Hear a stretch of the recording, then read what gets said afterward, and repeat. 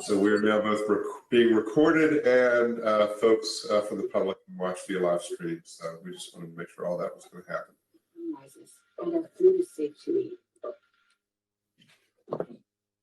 We have our commissioners here.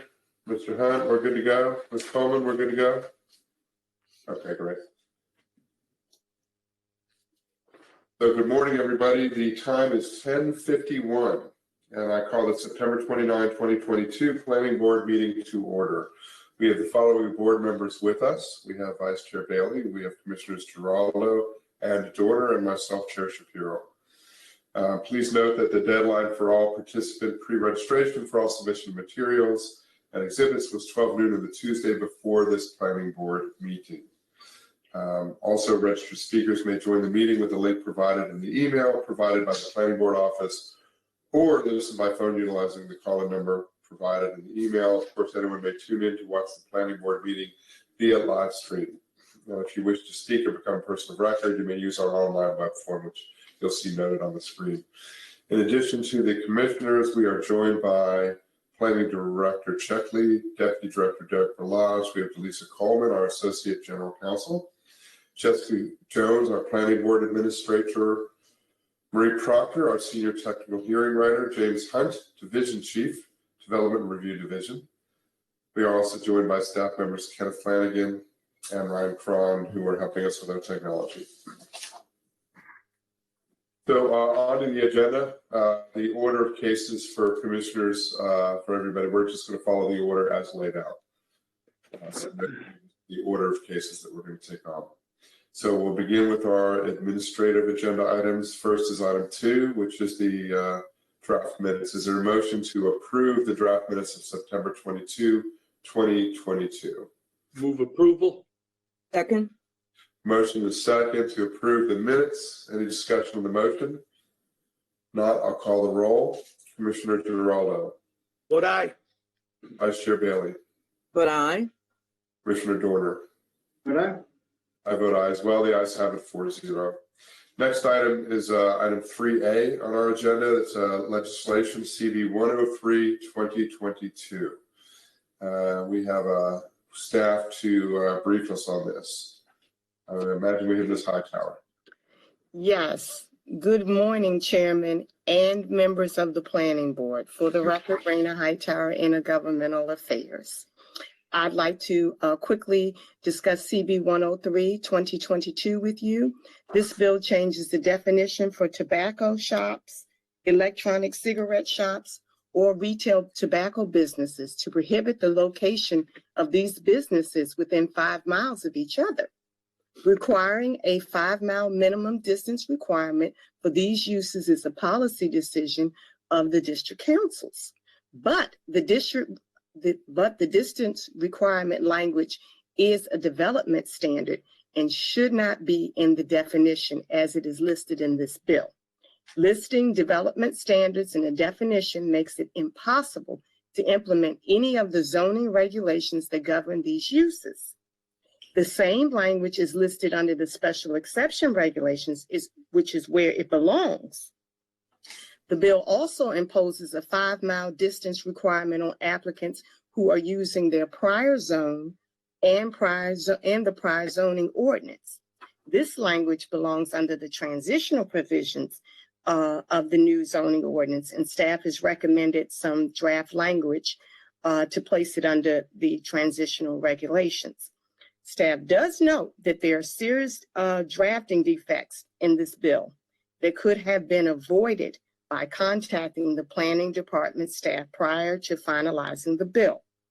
The new zoning ordinance has a very different structure from the prior ordinance, and the department is always prepared to assist the district council and its staff in drafting language that will effectively accomplish the goals that the bill sponsor seeks to achieve. Planning board members, please, if you will, reinforce that message to council members when you meet with them, if possible. Staff recommends that the planning board vote to oppose CB 103 2022 in its current form because of its drafting errors, and that it will prevent implementation of the bill because of the way it's drafted. And 2, we recommend that the planning board vote to take no position on the policy goal of the bill. That concludes staff's presentation. Thank you. Thank you, Ms. Hightower. So again, staff's recommendation is to take no position on the policy goal of the bill as is our practice, but to oppose the bill in its current form because of the difficulty to implement it based on how it was drafted. And I imagine included, if we were to take action, included in this action would be the admonition from staff to the council staff, just to make sure that they include us in the process when they're drafting these kinds of bills, which will make everybody's life easier. So questions for staff, commissioners? Yeah, I have a question. I don't know if Ms. Hightower, if you all have looked at it, but I actually am concerned about the policy goal as well, and I think we should oppose it, particularly because the new zoning is trying to have mixed form zoning in different ways. I'm concerned that the 5-mile radius that they're drawing is going to wind them up in some nasty legal battles with takings cases. They'll probably prevail because applicants can still use their property in other ways. But there have been a history of takings cases when you draw radial buffers around properties that it actually creates a lack of any places that people can go within the jurisdiction to actually use properties in that way. And if that's what's happening here, because 5 miles is pretty darn wide, that's going to be a problem for litigation. And even though we are not on the litigation side and we're not legislating anything from our body, we're also citizens of this county, and I don't want to have wasteful spending on lawsuits that don't need to happen. So I would actually oppose it on both counts, because I just don't think this is a good way to actually be doing zoning. If they don't like the uses, they can tax them. They don't need to be out zone or like just changing the zoning and having prohibitive zoning in there, because there are other more effective policy goals.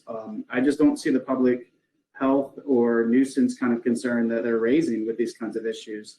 And if they don't like them, they can tax them. That's a much more effective way than trying to meddle with the zoning code that we've spent so much time on. So let me just go. So I've expressed my opinion to oppose on both counts.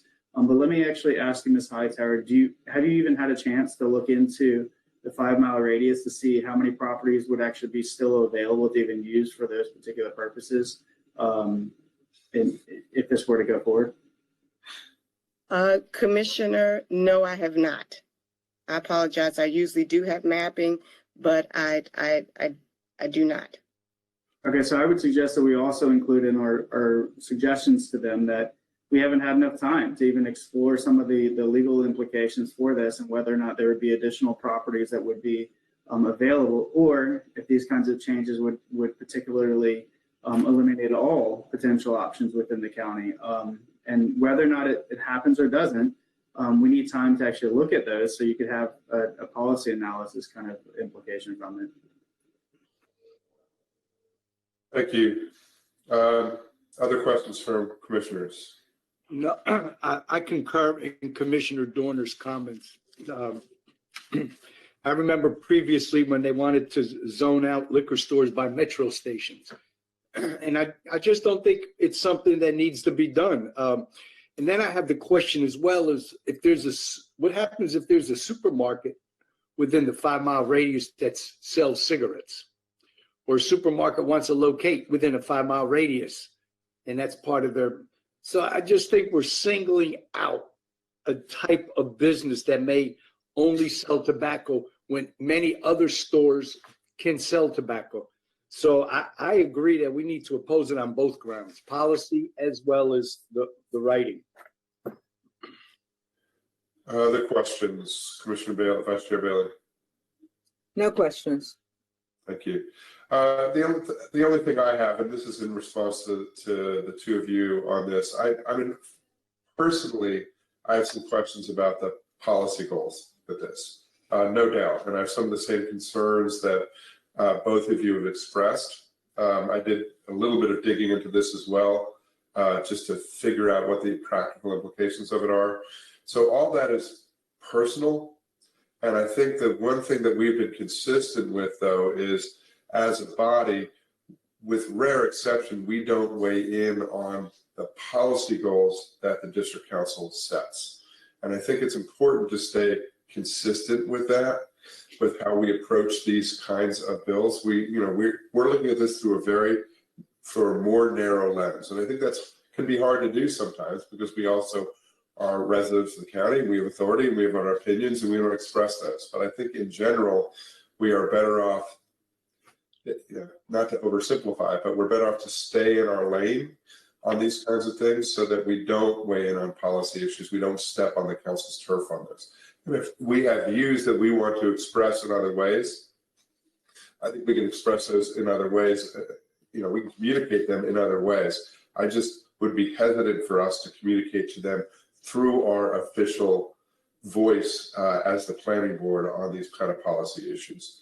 So if that is okay with you all, I would say let's continue to stay away from taking positions on the policy goals of bills, because the unintended consequences of that could get pretty hairy as we move forward, with all the dozens and dozens of bills that the council puts before us. So let me just ask a question about that then. So I appreciate the comments, and yeah, I usually don't want to weigh in on legislative kind of recommendations because that's not what our job is. But when do we actually start doing that? So when it starts to actually impact the land use that we've been trying to actually plan and implement with the zoning changes and have a more modern land use code, and we get county council members who are not thinking about those implications and are actually undoing that, I think we need to dig in. And I would say this about any other kind of land use. Like if they were to go and say, because there are other kind of what we might label as like undesirable land uses.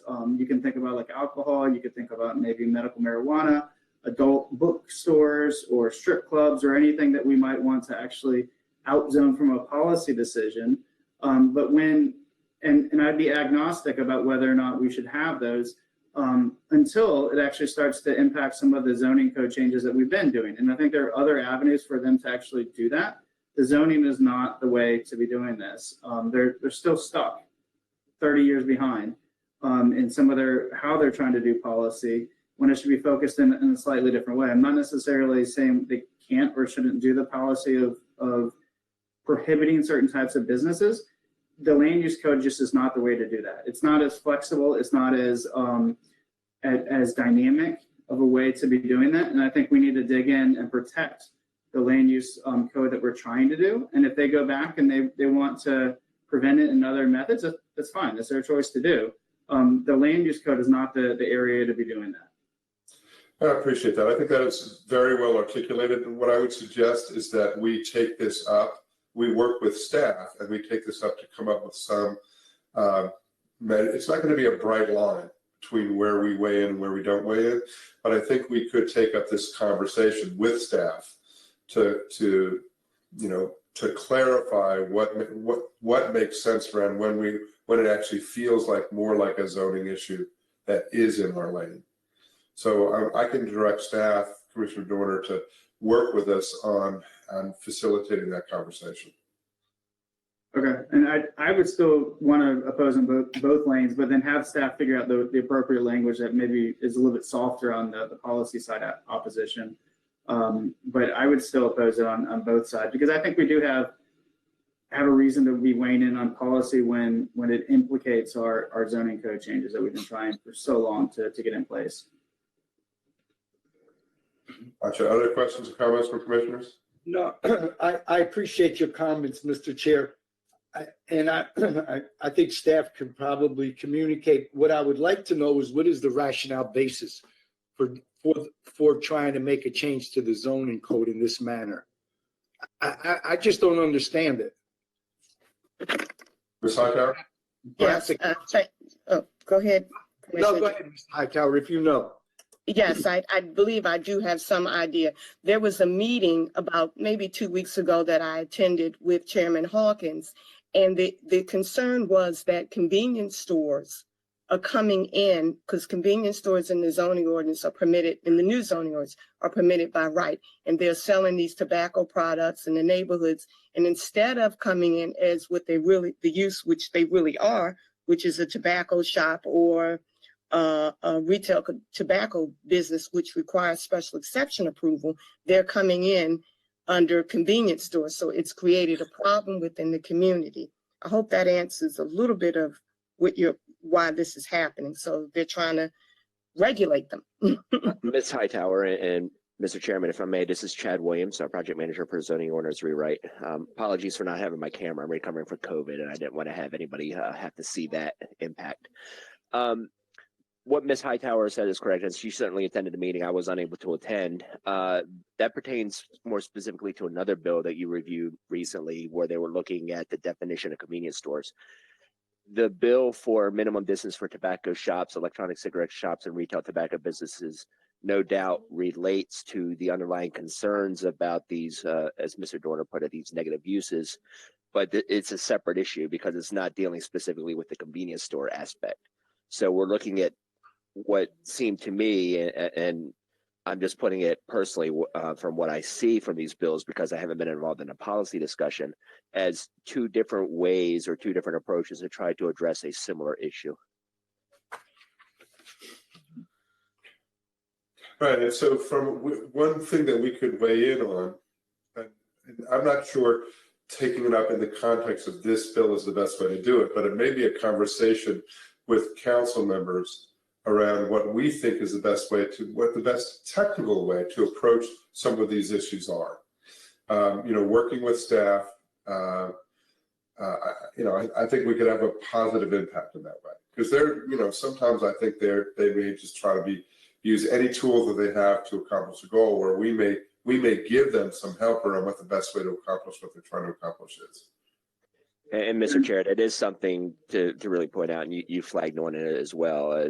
We have comments at the end of the staff report that the defects in this report, and frankly in many other of the bills that you've dealt with in the past month and a half, could really have been greatly avoided by the council simply consulting planning department staff and helping them achieve the policy goals they have in mind and drafting the bills with their cooperation.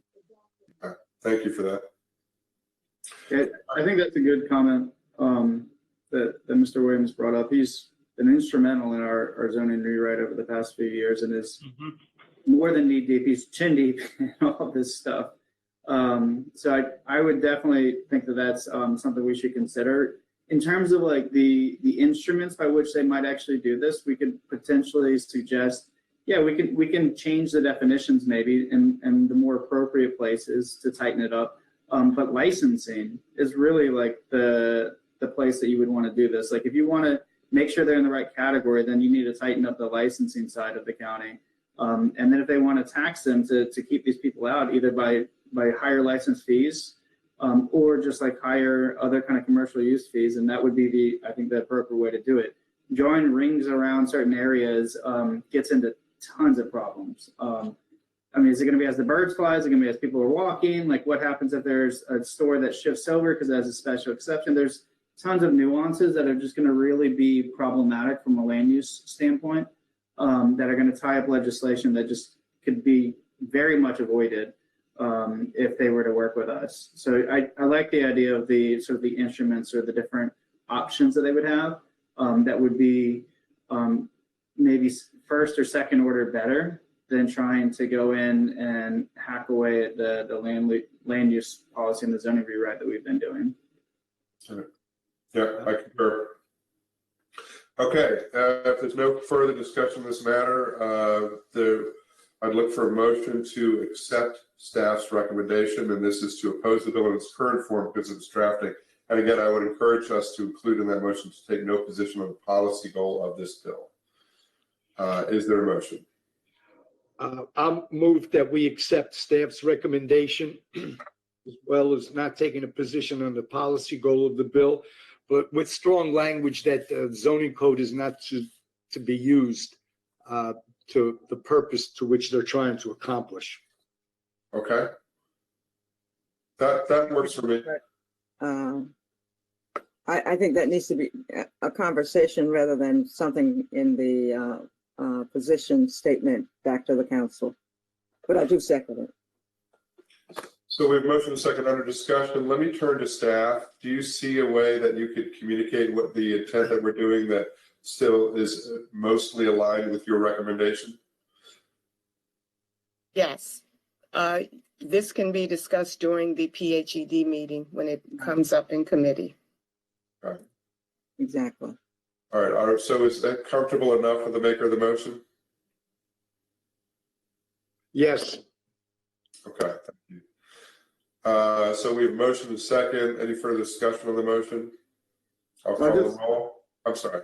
Just for clarification, I'm going to vote against the motion, but not because I don't support the staff position, just because I think that we should actually take a position of opposing the policy goal. So just for clarification. Understood. I'll call the roll. Commissioner Giraldo. Vote aye. Vice Chair Bailey. But I, Commissioner Jordan. Vote no. And I vote aye as well. The ayes have it 3-2-1. Thank you. Thanks everybody for the rich discussion too. Appreciate it. Next we have the consent agenda. I'm looking for a motion to approve the items on the consent agenda. motion to approve items on the consent agenda in accordance with the recommendation of staff. Second. We have a motion by Vice Chair Bailey, a second by Commissioner Giraldo. Any discussion on the motion? I'll call the roll. Vice Chair Bailey. But I, Commissioner Giraldo. Vote aye. Commissioner Dorner. Vote aye. I vote aye as well. The ayes have it 4-0. We're now on to the regular agenda items. First is item 5, which is detailed site plan 90001-01 Alta New Carrollton Wood Partners. It's an ETOD. We have Ed Gibbs, who's representing the applicant. He may have other folks to bring before us. I'll leave that to him. The staff presentation will be by Mr. Henry Zhang. And I will turn it to staff for the presentation. Good morning, Mr. Chairman. Good Real morning. quick, Henry, sorry about that. For the record, James Hunt with the Development Review Division. Just wanted to take a quick moment to let the board know that today is going to be Henry Zhang's last case before the planning board. It's a very bitter moment for us. We're sad to see him. He's submitted his resignation.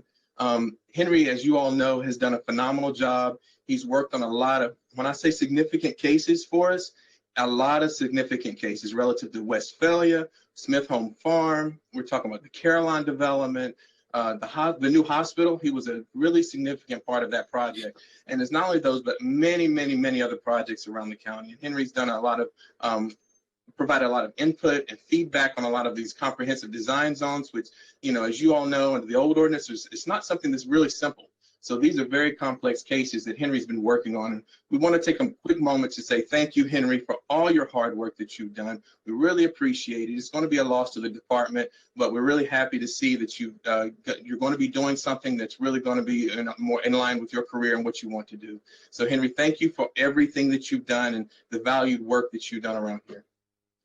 Thank you, James. I really appreciate it. Wonderful. Director Chuckley, you popped on. Yes, I don't have anything to add, just to echo what James said and to thank Henry for his years of service. He is an excellent planner and he will be missed. Thank you. Henry, I'm trying to think of how long we've known each other and how many years you've been doing this. How many years has it been for you? Well, I started off 22, Mr. Chairman. I just want to say, I want to echo the comments of the other staff members, but you know, you've done incredible service, not just for the planning department, for the commission, and for the residents of the county. And I commend you for all of your good efforts. You are a true public servant, and thank you for all that you've done. And you will be missed. and Thank you, Mr. Chairman. I'd like to associate myself with your comments that have been made. And Mr. Zhang, you know that I will certainly miss you, giving me that Thank look. you, Mr. Bailey. What are you doing, Mrs. Bailey? But thank you very much for your service. It has really been appreciated. Thank you very much. Thank you, Mr. Bailey. Appreciate it. Mr. Zhang, this is Commissioner Giraldo. I want to thank you for all that you've done over the years. I especially appreciated those conversations that we had on tough issues. And I'm going to miss you. I'm going to miss your presentations and your knowledge and know-how. Best of luck. Yeah, I think Thank you, everyone, Mr. Gerardo. everyone can certainly agree with that we're going to miss you, Mr. Zhang. I've sent you kind of random questions at night about some of the cases, and you're always really quick to respond, and patient enough to work through my very nuanced questions at times. So I appreciate the guidance and the help that you provided me when we have to make decisions or we're interested in kind of peculiar aspects, I might say, of certain cases. And I wish you the best of luck in your next venture. Hopefully it'll be just as successful, if not even better, than what you've done here with the commission. Thank you very much, Mr. Dorner. I really appreciate it. It's a great honor to serve the planning board and then to be an active changing agent for the county in the last 2 decades. I'm very proud of the project I was involved, and then thank you all for the good work. And I'll be working for another local government over Virginia. We're going to do a lot of urban type of development. So it's a good chapter for me, and I'm happy. I have accumulated tons of experience in Prince George's County.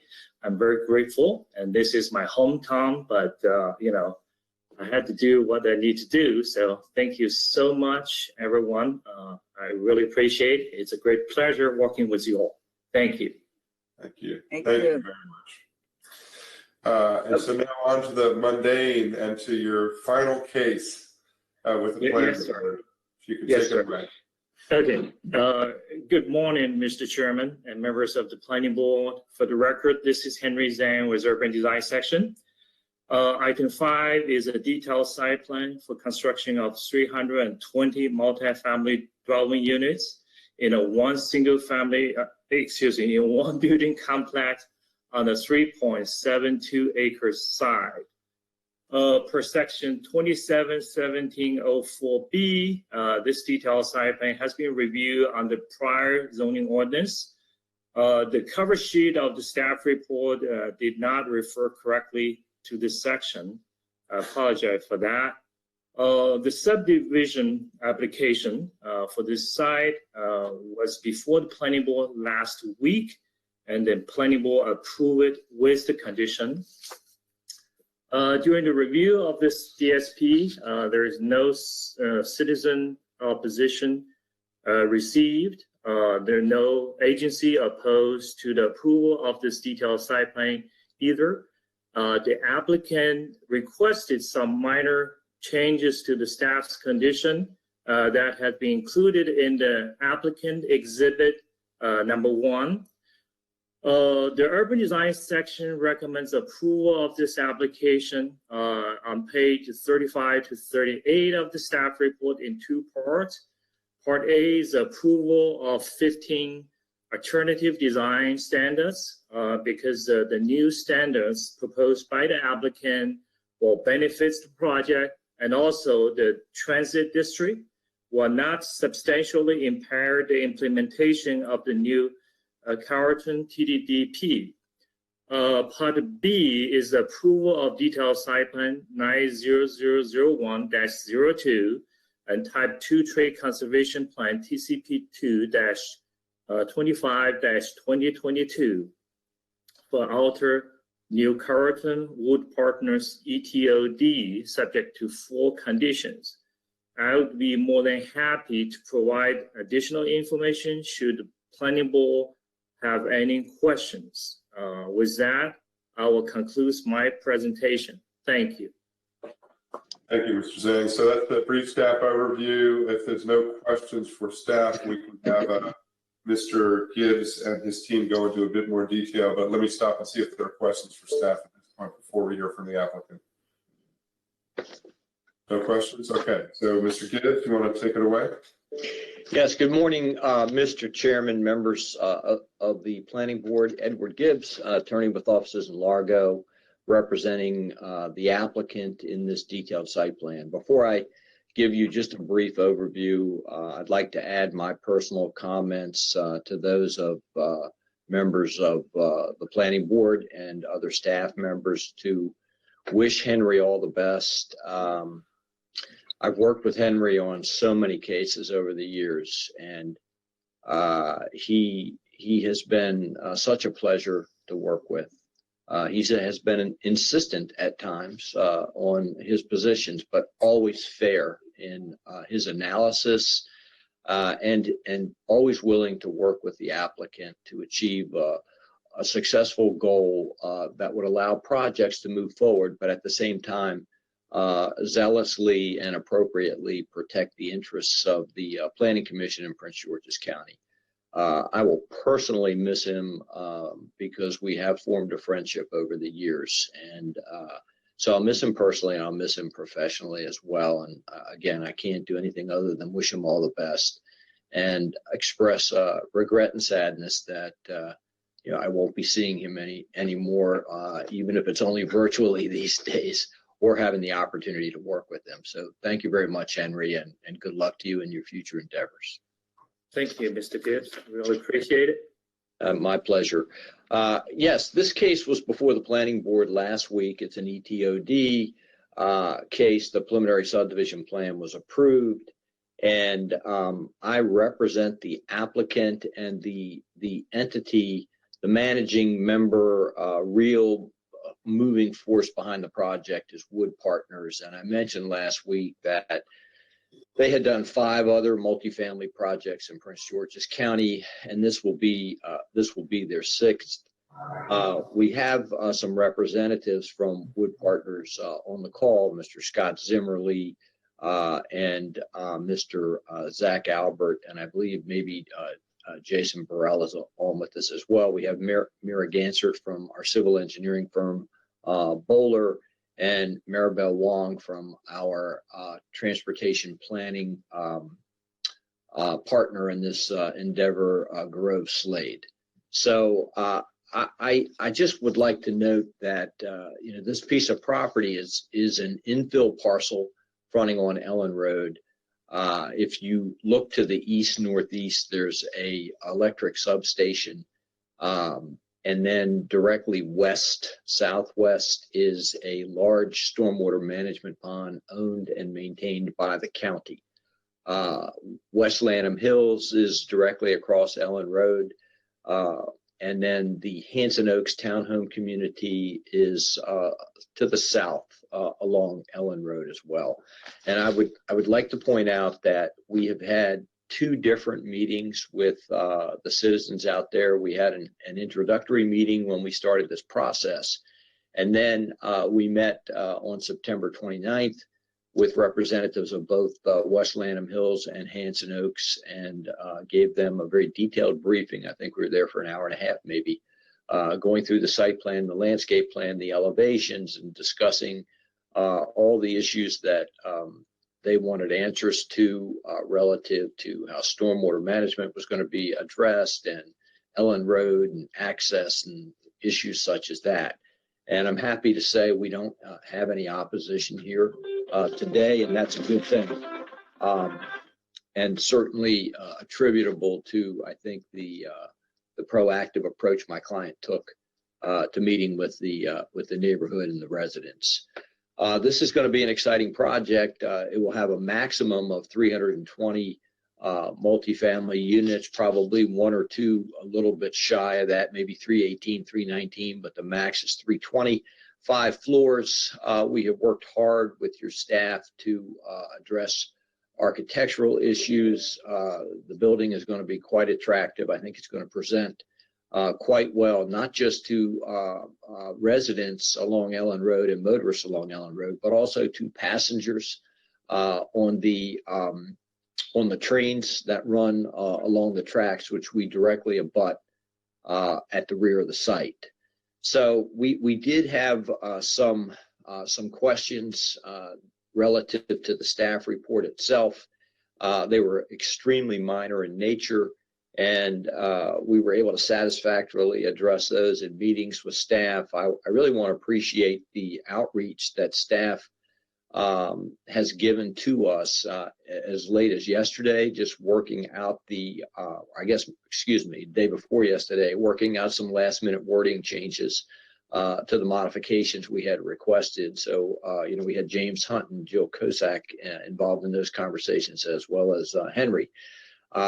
So with all that being said, I can go through the modifications if you wish, but I think they're clearly listed in applicant's exhibit 1. And I would just like to say that Wood Partners is, as the contract purchaser of this property, is very excited about building their 6th multifamily product for Prince George's County. So thank you very much. Thank you, Mr. Gibbs. And I appreciate the level of detail in the presentation. We'll see if there are any questions from the commissioners for you. Yeah, take it away. Any questions? So I think Commissioner Giraldo is trying to speak, but he was on mute, so I'll jump in first. Go ahead. So I wanted to know, Mr. Gibbs, this looks good on the drawings. On the side where you have it facing the railroad, what kind of exterior treatments are you going to have on that, if any? I know that you've got some vegetation over there that will block some of the view, but I was thinking also on the side of, as if there are passenger cars that go through there, maybe having some kind of not signage necessarily, but some sort of demarcations that would indicate kind of where people are at and that they're in the New Carrollton area. So it's not always obvious when you're going by train through there that you're coming into that district, and it's shaping up quite nicely. Like I just drove next to it over the weekend to kind of check it out, and it wasn't even related to this case. I would just happen to be over there. I'm like, oh, I want to go by the metro area and kind of see how it's doing, because it's been a while since I've used that metro stop, and it's looking really good. But what kind of exterior demarcations or other kind of treatments are you going to have over there? Well, architecturally, Commissioner Durner, architecturally, we have, a lot of brick treatments. We have fenestration along the stairwells in addition to the units themselves. We have worked hard with staff because if you're looking at this aerial photograph, and the property is outlined in red, and so we will have our main driveway off of Ellen Road on the eastern portion of the building, and it's going to come down and provide the only access into the parking garage. So there is the elevation, the exterior elevation of the parking garage, which is apparent from the eastern elevation of the building. The thing that one needs to consider, however, is that the tracks, the Amtrak and Metro tracks, which abut the property, are at an elevation that is 30 feet below our ground floor elevation. So it really is going to be somewhat difficult to actually see the building. I mean, if you're craning your neck, you can probably start seeing from maybe the 3rd floor. We have agreed to provide either additional brick paneling or other artistic treatments along that exposure, the eastern and southern exposures of the building that include the parking garage. The building itself is quite attractive, but the parking garage we felt looked great to start with, but staff wanted some further embellishments added there, and so we discussed with them some options. We really couldn't come to a final conclusion, so we just settled on the condition that requires either more brick panels or artistic treatments prior to certification of the site plan. We hadn't really thought about, I don't think, a sign that says something that would identify New Carrollton.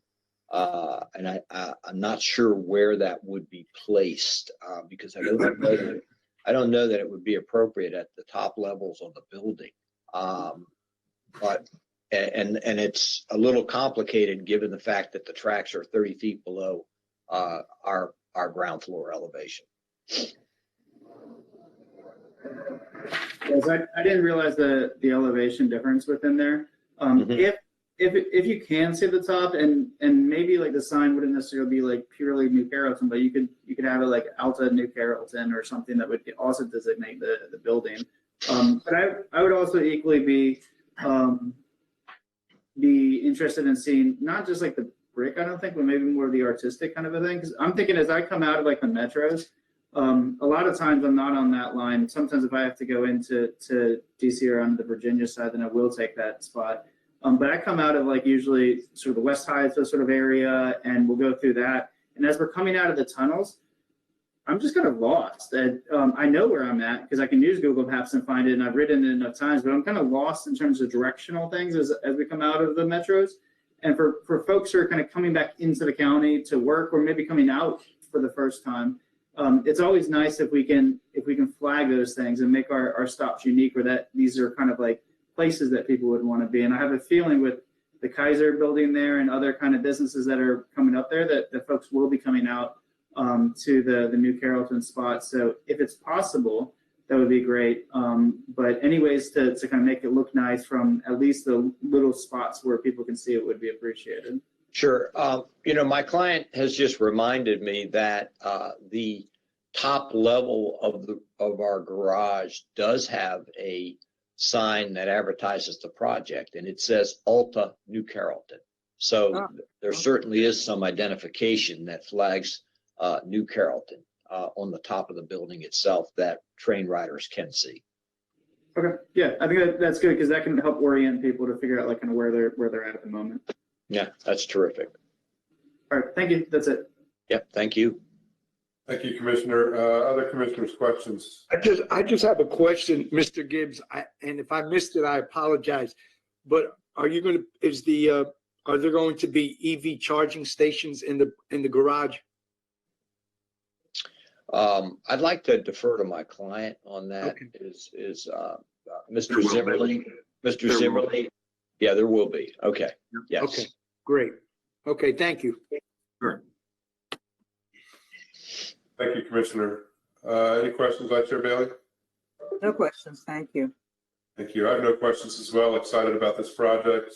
I think we're looking at the signs right there. Is that right? Correct. Okay, great. Thank you.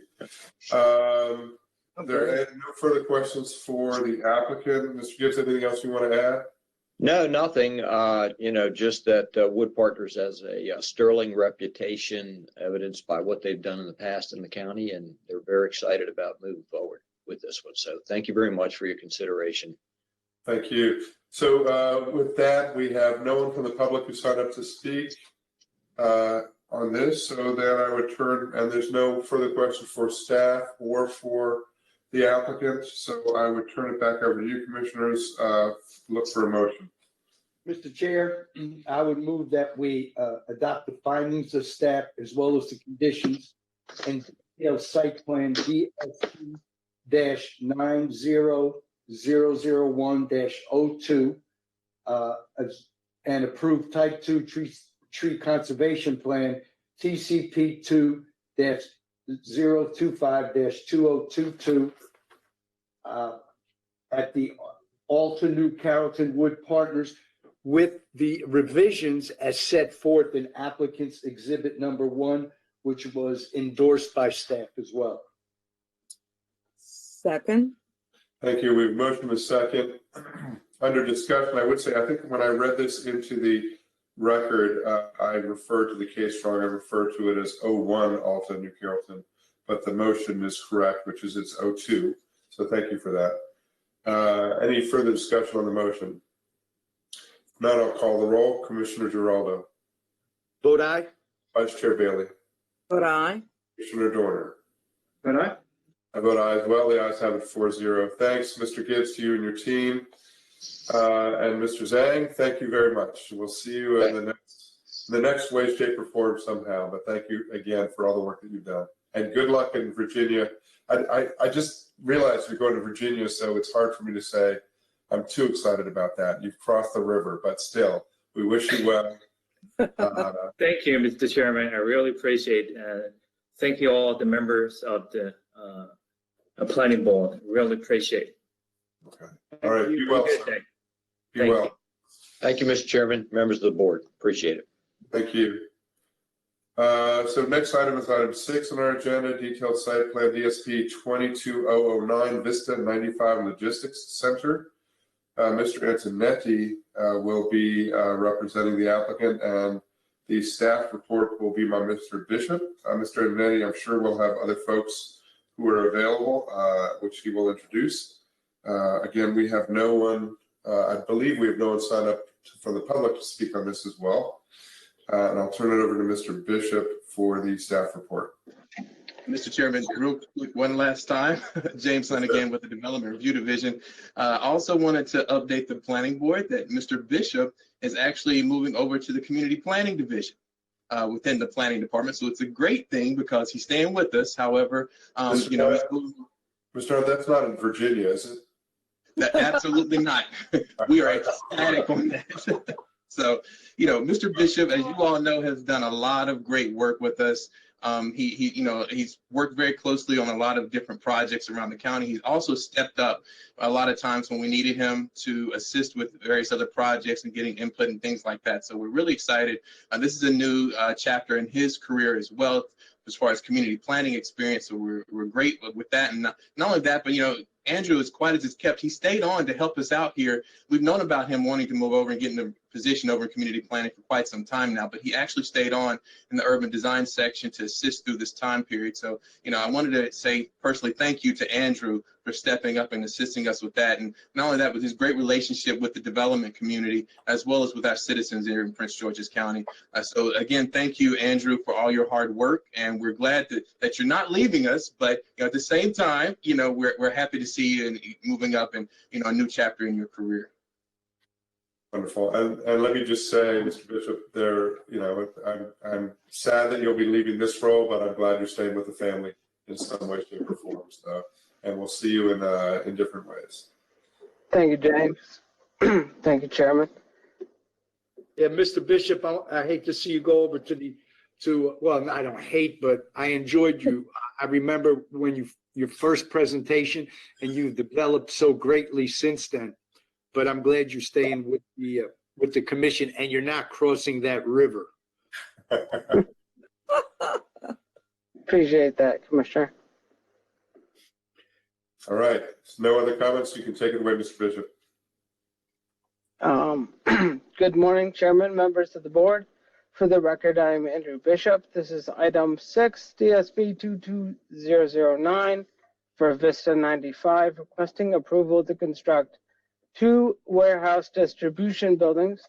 This development application is supported by staff and has been reviewed and evaluated in accordance with the prior zoning ordinance.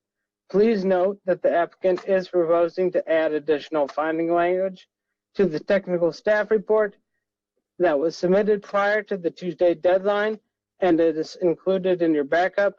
Staff is in agreement with these revisions, and based on the findings presented in the technical staff report and as amended by the applicant, staff recommends that the planning board approve detailed site plan DSP 22009 and type 2 tree conservation plan TCP 2-026-2022 for Vista 95 Logistics Center.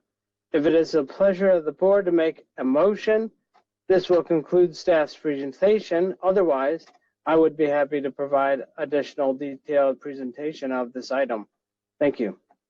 Thank you, Mr. Bishop. And as before, let's turn to the applicant to see if he has anything that how he would like to present this to us. Again, there's no one from the community speaking opposition to this, but Mr. Antonetti, just take it away. Good morning, Mr. Chair, members of the planning board. For the record, my name is Robert Antonetti with the law firm of Shipley & Horn. Today with me is my partner, Arthur Horn, and senior land planner, Mr. John Ferrante with Shipley & Horn. Together, we're pleased to represent the applicant in this detailed site plan application, FV Flowers Road, LLC.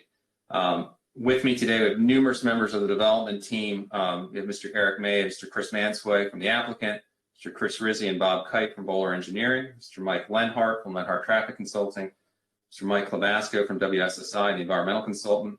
We have Mr. Cody Snow and Kyle Pritchard from Phoenix Noise and Vibration.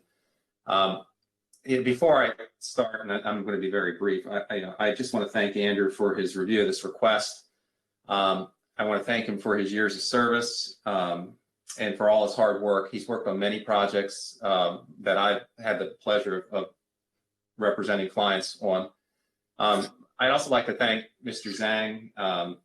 Together, both Henry and Andrew have just been, phenomenal, experienced, learned hands in the urban design section, and they will be greatly, greatly missed. We've seen each other's children grow up. We've touched some of the most important projects, at least personally, I feel.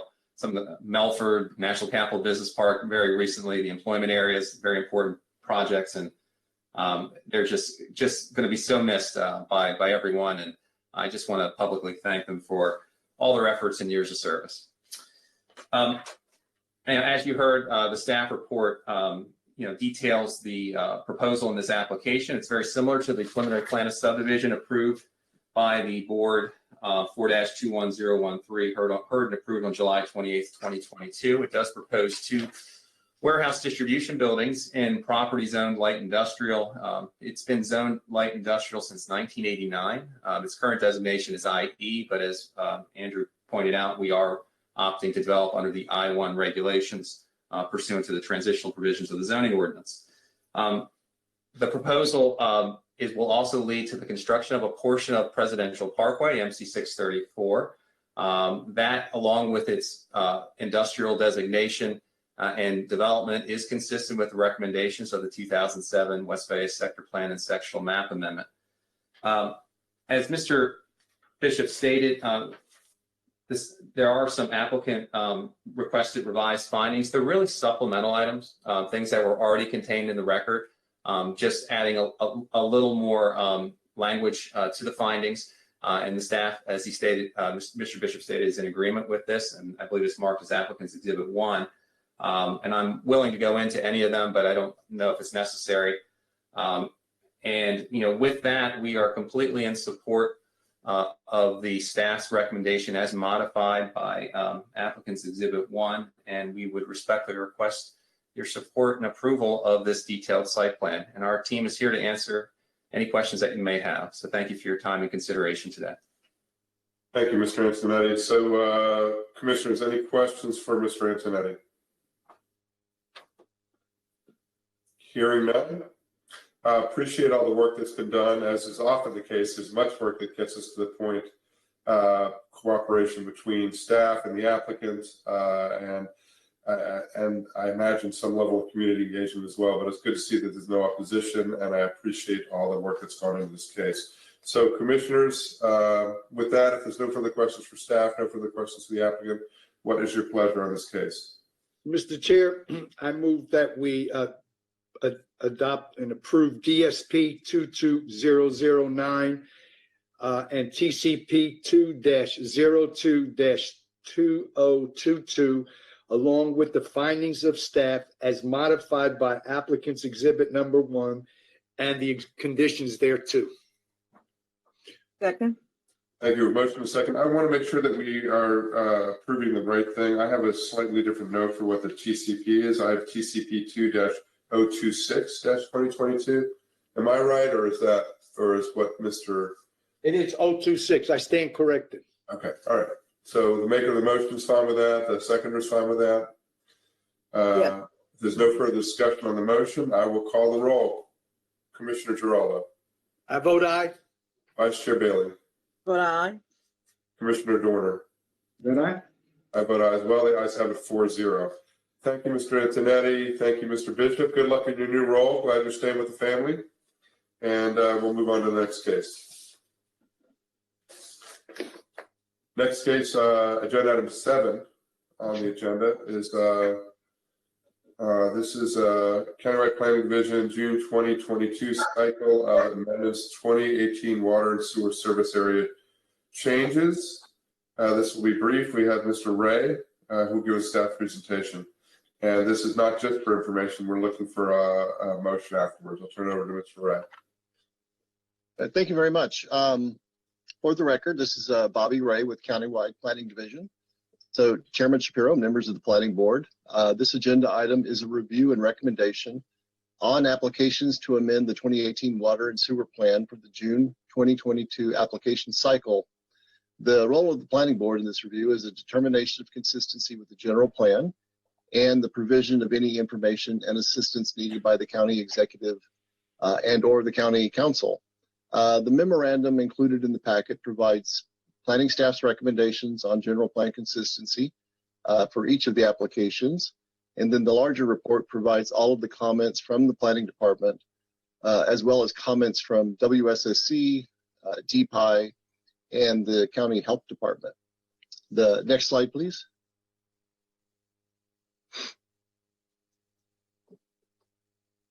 Just briefly, at their regular meeting of September 6, 2022, the county council introduced resolution 97-2022 for the June 2022 cycle of amendments. Next slide. There were 8 applications that were originally submitted for this cycle. There were 6 water and sewer amendments, 1 sewer amendment, and 1 request for interim septic system usage, which is not subject to planning board review.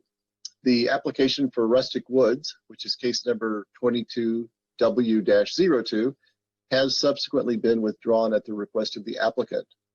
So the remaining 6 applications are all requests to move into the appropriate water and sewer categories to continue the development process. All of the projects. Mr. Ray, there's 7 left, is that right? After the one that was withdrawn? Well, actually, there's 6.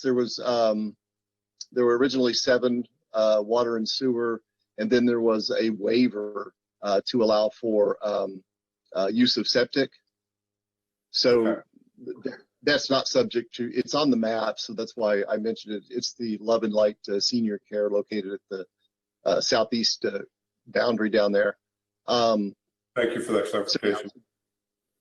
So I apologize for the confusion. So there were 8, 1 waiver, and then 7 water sewer. One of the water sewer was withdrawn, so we're down to 6 now. Gotcha. Thank you. All the projects will require a preliminary plan, with the exception of the single-family residence proposed as part of the Indian Head Highway application. All of the proposed uses are consistent with the underlying land use designation of the general plan. They are located within the sewer envelope. They are located within the growth boundary, and they are all within Tier 2 of the Sustainable Growth Act. Planning Department staff are recommending support for all of the amendment requests. The county executive's recommendation is to advance all applications into their requested water and sewer category. And I did want to mention for the record that there is an error in the staff report. That would be me. On page 7, the comments received for the Muirkirk property are a duplication of the comments that were provided for the Darcy property application. This doesn't impact the recommendations for either of these requests. The Muirkirk application is a sewer category request only, and the only items of note that came from those comments were that the sewer extension would require easements, and the construction of the sewer extension may involve the removal of trees. So those were the comments of note that I failed to include with that particular application. The comments provided for the Darcy farm in the staff report are correct. They're just in there twice. So the public hearing, I'm sorry, go ahead. I just said thank you. I appreciate the clarification. The public hearing for at County Council is scheduled for October 11th. And at the board's direction, I can briefly go through each of the applications received or respond to any questions that the board might have. Mr. Ayler, why don't we have you respond to questions if there are any? Is there anything further you have to present before we see if there are any questions? No, I believe I've covered it. Thank you. Thank you very much. Commissioners, any questions for Mr. Ray, for staff?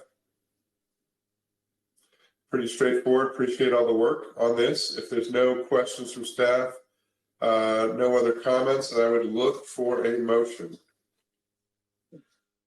Okay, we approval of staff recommendation for transmittal to the county council for the water and sewer service area changes. Second. Thank you. We have a motion and a second. Any discussion on the motion? Seeing none, I'll call the roll. Vice Chair Bailey? Vote aye. Commissioner Geraldo, Vote aye. Commissioner Dorner. But let me just add some, I know it's out of, I think I turned my mic on for discussion, and it's not related to these slides, but I wanted to kind of pose a question for staff to think about. There's a New York Times blog piece this weekend talking about affordability and starter homes and how we get the prices down, because they've more or less vanished from most of the country. One of the things that they said, which I thought was interesting, was what if we take these water and sewer categories and the infrastructure that we're trying to put in place, and instead of putting it on developers as an impact fee, what if the local municipalities or the local utilities actually finance that? They decided ahead of time where everything would go in, and they put in the financing for it and actually established that and took it over. That might make entry-level homes a bit cheaper and more affordable if the builders themselves are not having to pay for that. I think the trade-off that you're looking at for not using the impact fees is that you're just shifting that marginal cost from the new homeowners to the existing homeowners, to put it in terms of higher property tax bills, because it doesn't just come out of thin air. And that was actually the reason years ago why they tried to go with the impact fees and not have the burden of new development being placed on existing homeowners and having them foot the bill for that. I did want to raise that for staff to think about as we kind of go through and try and figure out how do we navigate these higher house price levels that have come up and encourage more affordable housing to be developed. Maybe we need to kind of step back from like what we're used to and think about things from a different perspective, because the justification that we used years ago to kind of go down the route of impact fees might be not the way that we want to do it going forward, depending on how things work. So I just want to raise that as just sort of a thought for folks to consider, particularly because we're looking at the infrastructure kind of challenges at the moment. I appreciate that. It's an interesting policy question. It really is. Mr. Ray, you had a comment too? I just want to say that I do appreciate the comment, and I think it is discussion worth having, and we will see what we can do to bring that up to discussion. Thank you, Commissioner. So any further discussion on the motion? I'll call the roll. I forgot who made the motion. Was it Commissioner Geraldo? No, it was Vice Chair Bailey. Vice Chair Bailey. All right, Vice Chair Bailey. Vote aye. Commissioner Geraldo. Vote aye. Commissioner Dorner. Would I? I vote aye as well. The ayes have it 4-0. Thanks, everybody. Thank you, Mr. Ray. Thank you very much. We have our last item on the agenda, item 8, detailed site plan 21024 Eco-Grads. And surprise, surprise, Mr. Bishop is back. Mr. Bishop will give the staff presentation. We have Mr. Tedesco, who's representing the applicant. And there's no opposition here in this case, though we will hear from the City of College Park as well. There's representation there. And let me turn to Mr. Bishop for the staff presentation. Thank you, Chairman. Good morning, members of the Planning Board. For the record, I am Andrew Bishop. This is item 8, DSB 21024 for Eco-Grads, requesting approval to construct 123 multi-dwelling units and 2,300 square feet of ground floor commercial space. The subject application has been reviewed and evaluated in accordance with the prior zoning ordinance. Before I get started, please note the applicant is no longer proposing off-site parking and has formally withdrawn this amendment request. Exhibits and revised conditions were received prior to the new deadline on Tuesday. Staff has provided a supporting memo for this application showing the changes that will need to be made to the staff report to reflect the changes in parking. These exhibits are labeled as applicant's exhibit 1, 2, 3, and 4, and staff's exhibit 1 in your backup. Slide 2, please. The property is in northern Prince George's County and Planning Area 60, Council District 3. Slide 3, please. The subject site is in the southeast quadrant of the intersection of US 1 and Quebec Street, north of the University of Maryland's main campus. Slide 4, please. The site and surrounding properties are in the LTO E zone, and was previously zoned MUI. Slide 5, please. The site is being reviewed under the prior ordinance and is within the development district overlay of the Central US 1 Corridor Sector Plan and SMA in the walkable node character area of the DDO. Slide 6, please. This is an aerial image of the site shown here. Slide 7, please. The existing site is outlined on this slide in purple and shows that the site slopes to the west towards US 1, and no impacts to the regulated environmental features are proposed with this application. Slide 8, please. The major US collector of US 1 abuts the property and is shown in blue west of the site. Slide 9, please. This is a bird's eye view of the site showing the existing property. Slide 10, please. This is a copy of the detailed site plan submitted and shows the outline of the parking garage and the dashed red line, the ground floor of the building in blue, and the upper stories of the building in the dashed purple line. Slide 11, please. This slide shows the amenities proposed on site, which include a fitness center with equipment, 3 outdoor terrace areas proposed on multiple levels of the building, which include gathering space, landscaping, tables, and seating areas. The building is designed around an outdoor courtyard, which includes a bocce ball court, landscape area, and outdoor seating with furniture. Slide 12, please. The applicant revised their proposal after the technical staff report was published and is no longer proposing off-site parking and is not seeking an amendment to the standards of the 2010 approved Central US 1 Corridor Sector Plan and SMA. Instead, the DSP proposes 3 levels of structured parking as shown on the slide here. A supplemental memo is prepared by staff that provides updated findings, recommendations, and conditions in response to the applicant's revised proposal. Slide 13, please.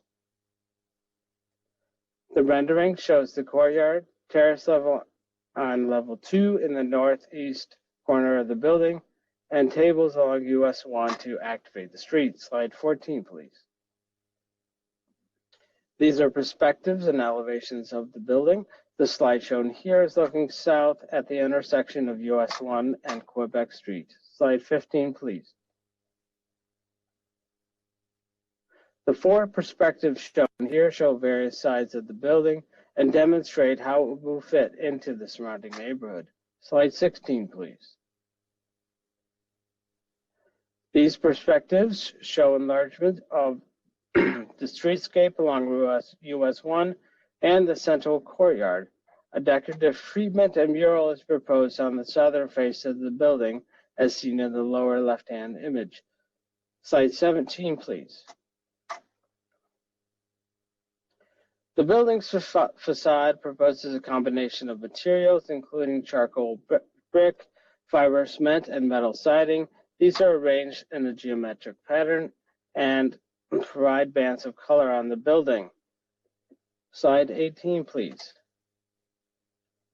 This slide shows the elevation of the building as seen from the courtyard and repeats some of the same treatments as shown on other sides of the building. Slide 19, please.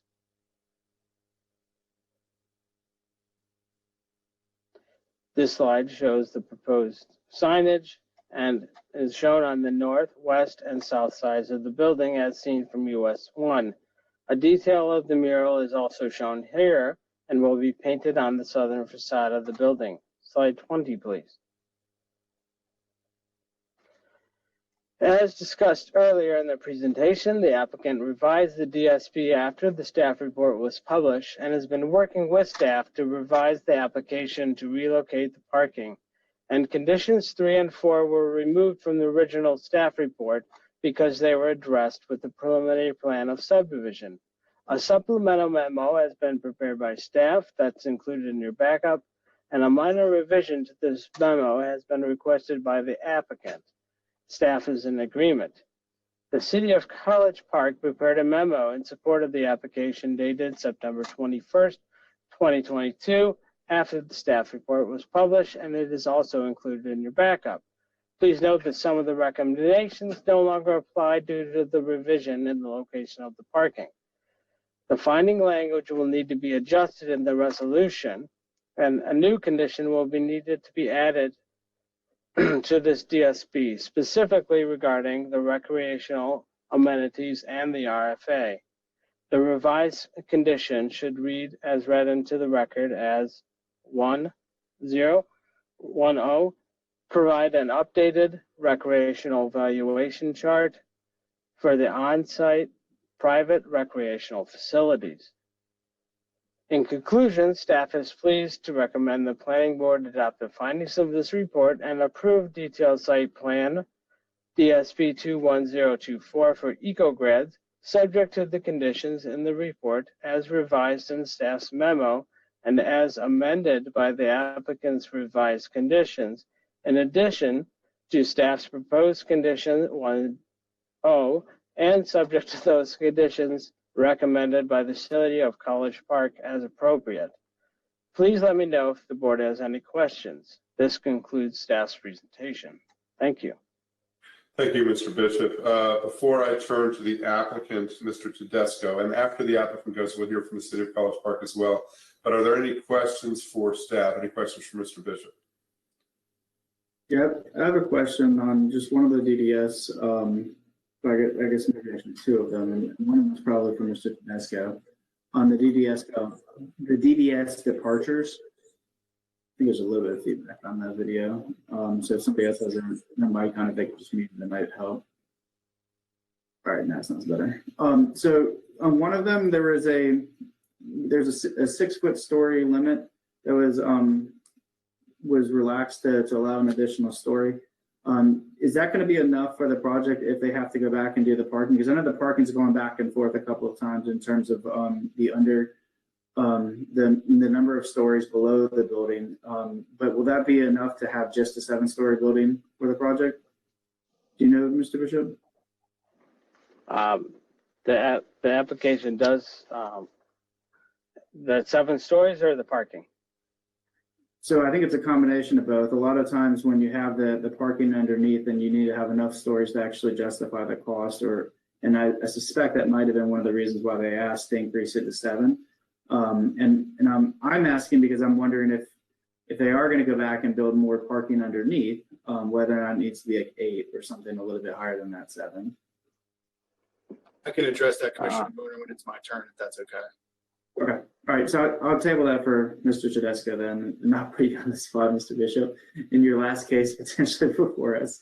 But I do have one question that will kind of put you on the spot, and you may not know the answer, so we might have to kind of defer to Mr. Hunt for it. But one of the other conditions is about the LEED certification, or the requirement to meet the silver LEED. And my understanding is that the certification processes are extremely expensive, no matter who you go with for the certifications. So I'm not necessarily opposed to not requiring the silver certification, but my concern is who's going to then be reviewing whether or not they're actually meeting the LEED certifications, or the other kind of like National Green Building Standard criteria. Like if that's going to be falling upon you as sort of the staff lead on this, or one of our other staff, it's going to be additional kind of work. And I don't know if we're necessarily the best for that. Maybe the city, if they're of like College Park or the other local municipalities, would be closer to the actual applications, would want to actually check that. Because I'm fine with not having the certifications. It's an additional cost in buildings. Like my home is built to LEED certification, but they never actually had the inspectors come out and do it because it was going to be an additional $150,000 to $200,000 onto the cost of ownership for the homes. So we have all the great energy efficient kind of like applications, but we just didn't actually go through the certification because the piece of paper costs too much for it. My concern though is for our staff, like, is that going to place some additional burden on us? And do we really have sort of not to say not have the qualifications, but do we have the depth of knowledge to actually be put in that position to kind of doing those reviews. Thank you. What happens if they don't meet some of those criteria? I guess would also be a subsequent question. I think Mr. Hunt probably wants to weigh in on this. Thank you, Commissioner Dorner, for that question. James Hunt, for the record.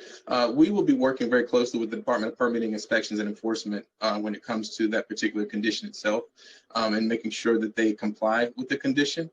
I hope that answers the question, but we will, as these conditions do come up, I know as it relates to the new zoning ordinance, for example, that is, there's a green building standard in there relative to that as well.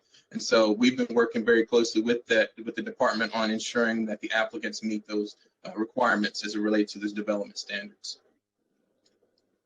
Right, I think that procedurally answers my question, but then just taking it a step further, Mr. Hunt, are we going to have people trained on these certifications so that way they'll know the different kinds of categories and how to actually review what's being submitted?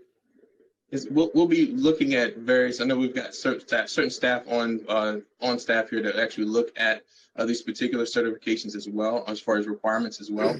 We're going to continue to encourage staff for those certifications so we can, as we proceed moving forward and get these applications and putting these conditions in, we do have staff on board to address these issues.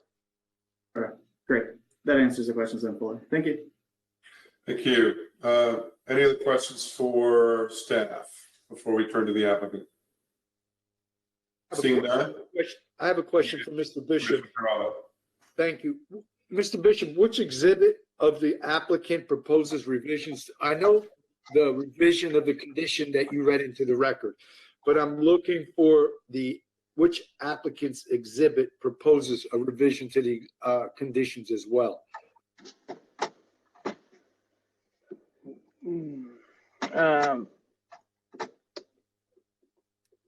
I see the revised finding, but I don't see the exhibit for a revised condition. Mr. Chair, may I be heard on that?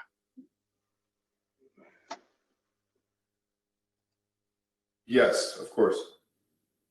So Commissioner Geraldo, if you're looking at the additional backup, it's page 9 of 26 in the additional backup, and it's just a revision to the finding regarding finding number 2. We do not have any further modifications to the revised conditions as provided by staff in its additional backup. Okay, that was my concern because I saw it was saying that there were revised conditions, but the only thing I saw from the applicant was the revised finding to which the staff agreed. I just wanted to make sure.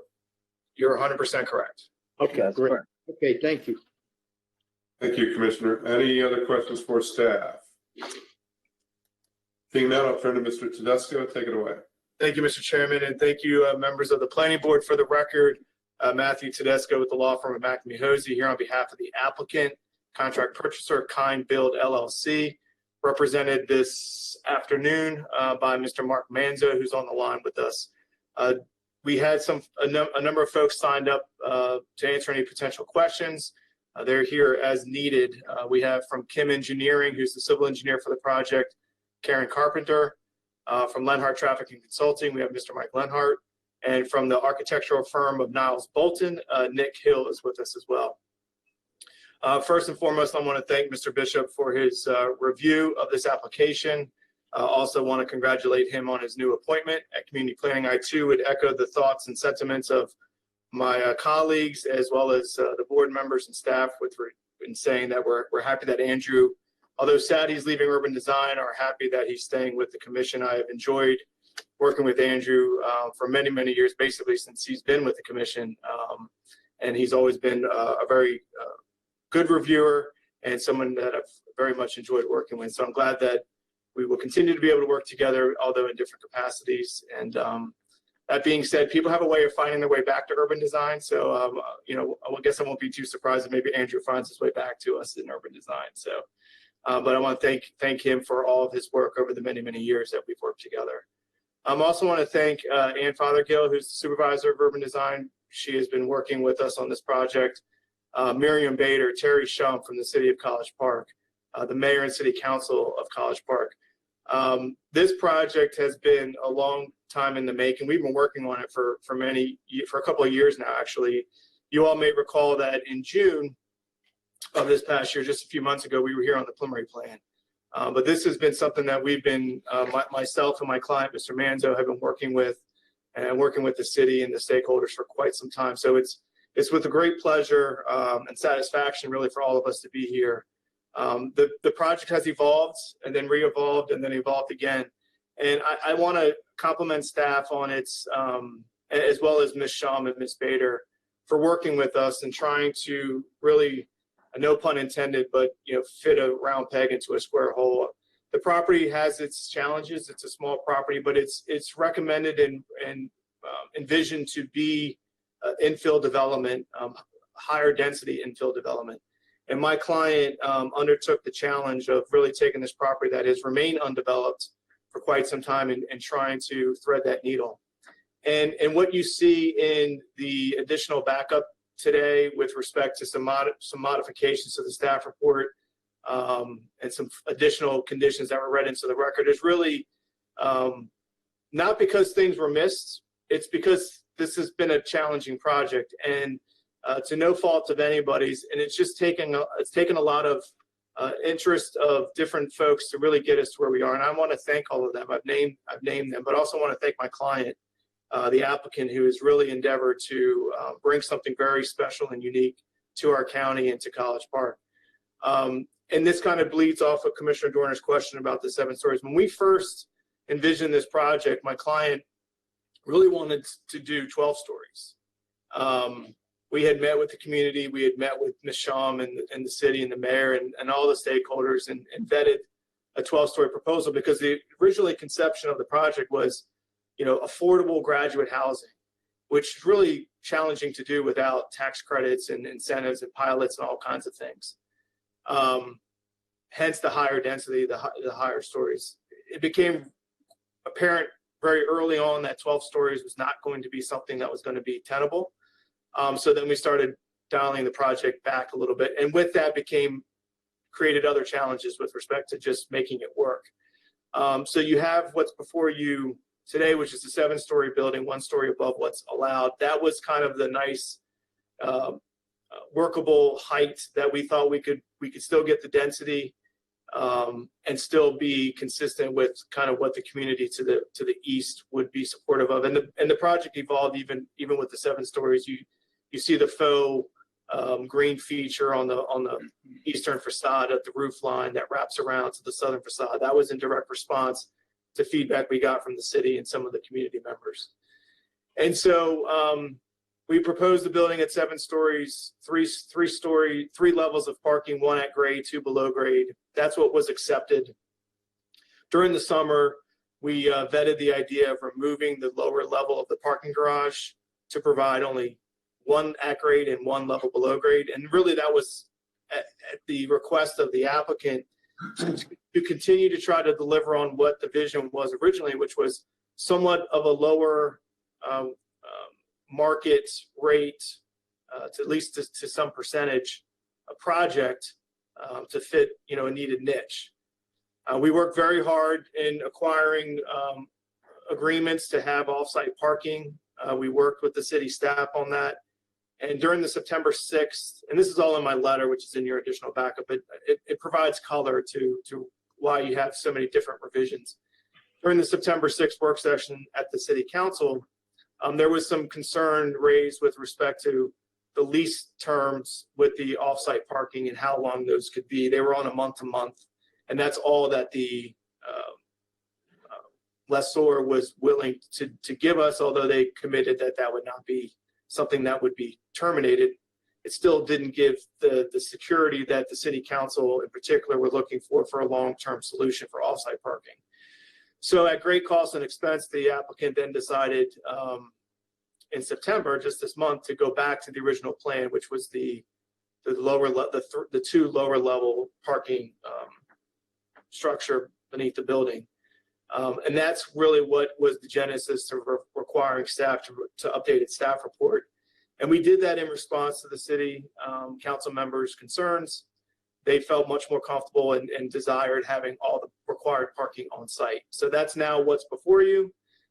It's codified in staff's exhibit with the revisions, and we're prepared to move forward on that. It does not require any additional height to the building as the building was originally designed, with 3 levels of parking, 1 at grade and 2 below. We were simply just going to remove the lower level, and now we have to dig deeper, so to speak, to accommodate it. We don't have to go higher. I think my client would love to go higher, but in keeping with all the work that's been done with the community and the city, we're good at 7 stories. So we don't see the need to go up any higher, and I'm afraid what that may do if that were even proposed. So 7 stories is what's proposed.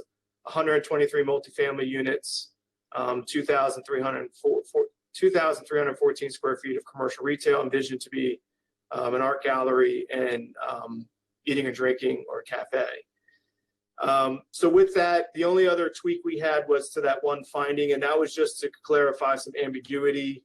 In the original chart in finding 2, we had to update the required handicap spaces from 3 to 5. Going from 60 spaces on site to 110, it increased the required handicap spaces from 3 to 5. So that's the reason for that edit. And then the edit with respect to the van space, that was just for clarification, because as it was originally drafted, it could have been read to require 5 van accessible spaces when only 1 van accessible space is required by ADA. So that was really just a technical clarification from the applicant on that finding. And then as it relates to the other requested revisions, those are consistent with the city's requested conditions. So we made those edits, or had staff make those edits in its memo. And we don't have any further modifications to staff's memorandum that was provided in your backup with revised conditions. We also are in agreement with staff's new condition 1.0 with that Mr. Bishop read into the record. Regarding the updating of the recreational facilities chart. We have already done that, but it needs to be captured in the resolution. I think with that, I'll pause and let Ms. Shum and Ms. Bader provide their thoughts and comments on the project. And then if it's okay, Mr. Chairman, I'm happy to conclude after that. Thank you, Mr. Tedesco. Commissioners, if it's all right, I'll turn to the City of Pellis Park. We'll hear from them, and then we'll open it up for questions for Mr. Tedesco or for the city, okay? So Ms. Shum, Ms. Bader, good to see you both. Good to see you too. Thank you, Mr. Chair. If I could, Miriam, just one moment. I'm going to defer to Ms. Bader to give the city's official position, but I did want to thank the applicant and Mr. Tedesco for working so closely with the city and for remaining flexible throughout this process and making all of the adjustments, even at the last minute, that you just heard Mr. Tedesco speak to. So we appreciate that, and I am here to answer questions, but will defer to Ms. Bader. Thank you. Thank you, Ms. Shum. Ms. Bader? Yes. Hello, Planning Board members. Miriam Bader, Senior Planner for City of College Park. The City of College Park City Council met on September 20th and voted unanimously to support approval of DSP 21024 EcoGrads. Since the letter was distributed to the Planning Board, we have, with the applicant, with conversation with the applicant, we've removed or adjusted 2 items. One was our 3B that we submitted, and also the 4E. Both of these matters have to do with the curb radius, and we have determined that these conditions are no longer needed. So we do support the technical staff report with the applicant and the technical staff amendments. Thank you. Thank you, Ms. Bader. Appreciate it. Commissioners, questions for the applicant, Mr. Tedesco, and or the City of College Park? I have a question for Mr. Tedesco. 2 electric car charging stations, Mr. Tedesco, in 2022? So that's what's being provided. The garage will be more or less provided to increase that upon demand. But 2 was what was requested, and 2 was what's been provided.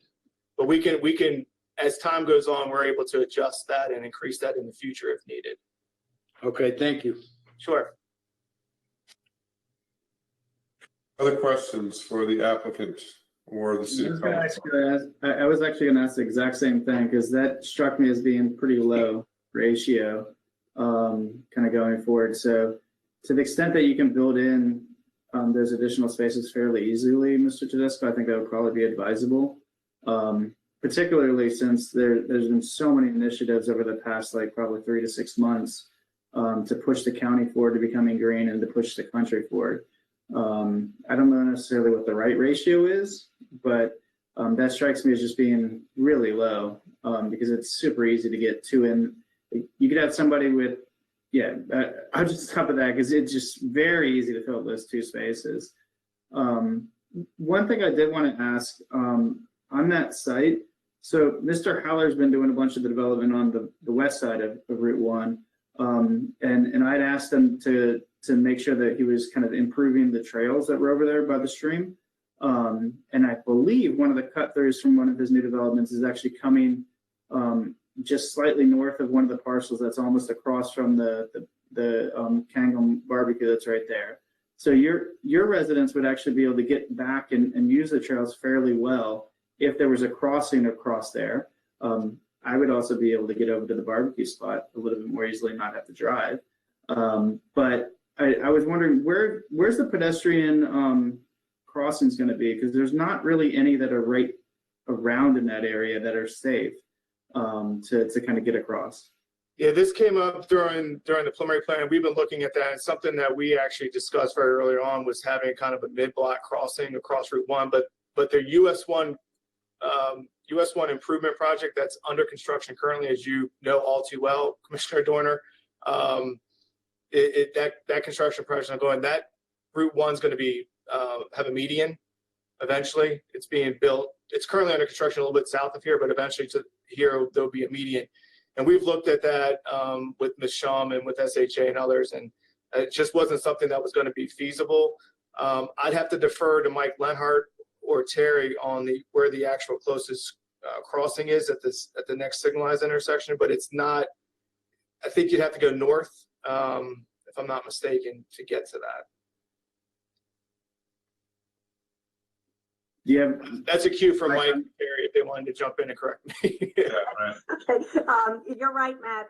There are 2 signalized intersections, one to the north, Berwyn Road, but that's maybe, it's a long block away, and then one to the south at Berwyn House Road, which is maybe 2 blocks away to the south. And of course, a signalized intersection would be the safest place to cross as a pedestrian or a bicyclist, to get to the trail connection that will be across the street.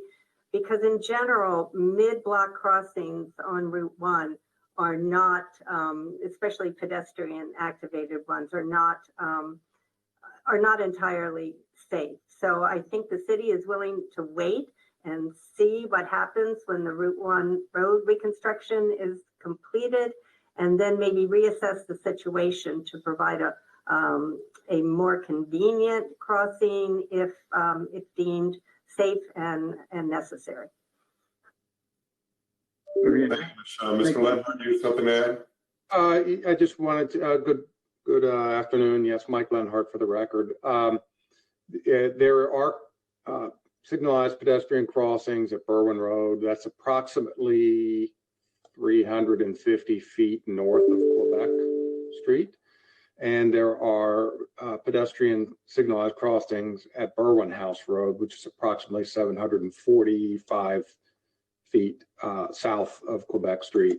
I would expect, if anybody is walking to the university from this project or points on the west side toward the south of the project, they would walk along the east side of Route 1 down to Berwyn House Road, where they would have the ability to cross at a protected location. Likewise, going to the north, they could walk to Berwyn House and get across. There are a few uses on the other side of the street, but most of the generators would be north or south from this location. Thank you, Ms. Lenhart. Certainly. Commissioner Dorner, other questions? I think that was helpful. And Ms. Shum, thank you for offering up the interest potentially in having maybe a crossing, because it was very specific that Mr. Haller, who's another one of the attorneys that comes here regularly, was putting a connection to Route 1 across the street from where this subject property is, more or less, slightly not perfectly parallel, but it would be fantastic if you could have some sort of a signalized crossing that might trigger when people are actually there, because those are long distances between those 2 points, and if we can minimize the amount of time that people are actually on a busier road and they can use the trail system, I think that would be ideal, because then you have less likelihood of fatalities or anything else kind of happening. And it's just also nicer just to be on the Paint Branch Trail right there, running, biking, whatever you might want to do, walking, than it is walking on Route 1. Route 1 is not very nice to walk up against right now. So if the city can definitely flag that for an improvement down the road, I think that would be really helpful to have. Thank you for that comment. The city is all about getting as many connections as possible to make the city easier to traverse if you're on foot or on a bike. So we will look to that in the future, and I appreciate your comments. Thank you. Thank you, Commissioner. Other questions, commissioners, other questions for either Mr. Tedesco, the applicant, for the City of College Park? No other questions? I have no other questions either. If there is nothing else, no other questions for staff, no other questions for the applicant or for the city, I don't see anything, then I would turn it to you, commissioners. What's your pleasure on this? Mr. Chair, excuse me, I would move approval of DSP-21024 along with staff findings as modified by applicant's exhibit number 5 and staff exhibit SE1, along with staff's conditions, and add a new condition 10 with an additional condition relating to the recreation as read into the record by Mr. Bishop. Thank you. Is there a second? Second. We have a motion by Commissioner Giraldo, a second by Commissioner Dorner. Staff, we've read this into the record correctly. We've captured everything. Mr. Tedesco, Mr. Bishop, Mr. Hunt. I believe so, yes. Yeah, yes. Okay, great. Thank you. Thank you, Commissioner Giraldo. There's no further discussion on the motion. I'll call the roll. Commissioner Giraldo. One slight discussion. Oh, discussion, yes. Yeah, so I didn't say it in my comments, but I just wanted to compliment Mr. Tedesco and his client on a really good design. I didn't say that in any of my stuff because I was picking on him for other things. But when you look through this design, it's really cool. I really like it, and it's fun. It would be a fun place, and I think it's going to make a really nice complement to the multifamily buildings across the street and some of the other newer developments coming up in the College Park area. A lot of them are very unique in their ways, and I hope that they can incorporate some kind of an art piece or something, or like a community piece that I know College Park is usually interested in doing, because I think that would just really seal off a really nice project, and good job on this. Thank you, Commissioner. Any further discussion on the motion? I'll call the roll. Commissioner Giraldo. I vote aye. Commissioner Dorner. Vote aye. Vice Chair Bailey. I think she said she's on mute, but she said I vote aye, I believe. She did. I got a nod. I vote aye as well, and I would also, thank you. I vote aye as well, and just to explain my vote, I would associate my remarks with Commissioner Dorner's. I think this is an excellent project. The ayes have it 4-0, and I appreciate everybody's work on this. Thank you, Mr. Tedesco. Thank you to the City of College Park. Very, very positive project. Excited to see it come to fruition. Thank you all very much. We appreciate those comments, and again, thank you to my friends at the city. We always enjoy working with them, and thank you, commissioners. Thank you. So that concludes all of our items for today's agenda, folks. Mr. Hunt, is there any further business to come before the planning board today? Mr. Chairman, there are no additional business items before the planning board today. Thank you. Thank you. Then without objection, we are adjourned. Thanks, everybody. And apologize to the public and everybody for the delay, but I'm glad we worked it out. Be well.